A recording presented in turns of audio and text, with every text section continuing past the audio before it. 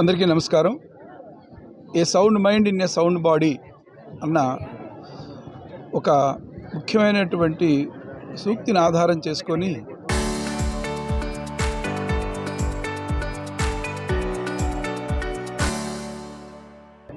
Present మన పాఠశాలల్లో physical literacy అనేది జరుగుతుంది.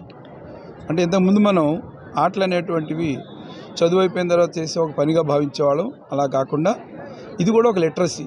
అంటే దీని ద్వారా పిల్లల్లో ఆల్రౌండ్ డెవలప్మెంట్కి ఇది పునాది అవుతుందని, వాళ్ళల్లో జీవన నైపుణ్యాలు పెంపొందిస్తుందని, క్రిటికల్ థింకింగ్ని అభివృద్ధి చేస్తుందని, ఎనలిటికల్ థింకింగ్ అనేటువంటిది కూడా వాళ్ళల్లో వస్తుందని, ఇవన్నీ కూడా మంచి జీవితాన్ని గడపడానికి మూలమవుతాయని భావించి విద్యలో దీన్ని కూడా భాగం చేశారు గౌరవ ఆంధ్రప్రదేశ్ విద్యాశాఖ మార్చులు. ఆ ప్రకారంగా ప్రజెంట్ ఇప్పుడు మనకి మార్కాపురం నియోజకవర్గ స్థాయి 12 అంశాలలో అమరావతి గేమ్స్ జరుగుతున్నాయి. ఈ అంశాలలో గెలుపొందినటువంటి వాళ్ళని నెక్స్ట్ జరగబోయేటువంటి జిల్లా స్థాయికి వీళ్ళందరూ కూడా ఇందులో టాపర్స్ వెళ్తారు.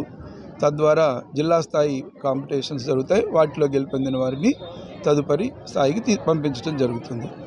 ఇది ఆటలను అభివృద్ధి చేయాలనేటువంటి ప్రభుత్వ సంకల్పానికి పునాదిగా భావిస్తూ మన యొక్క ఎదుగుతున్నటువంటి మన మార్కాపురం జిల్లాలో ఈ క్రీడలు ఈ సంవత్సరం జరుగుతున్నందుకు చాలా ఆనందిస్తూ జిల్లా విద్యాశాఖ అధికారిగా ఇంకా వీటిని ముందుకు తీసుకెళ్లాలని, ప్రతి పిల్లవాడు కూడా నా దృష్టిలో ఏ ఆటలో గెలుస్తాడా అనేటువంటిది కాదు, ఖచ్చితంగా పార్టిసిపేట్ చేయాలనేది నేను ఫిజికల్ ఎడ్యుకేషన్ టీచర్స్కి ఇస్తున్నటువంటి ఒక సూచన.